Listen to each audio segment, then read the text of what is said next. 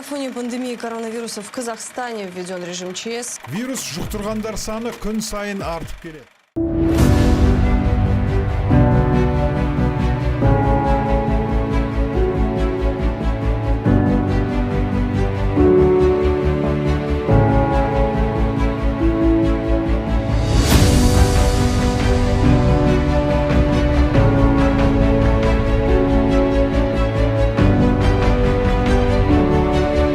Призываю всех партийцев, сторонников Нур-Отан принять самое активное участие в этом важном для нашей страны политическом событии.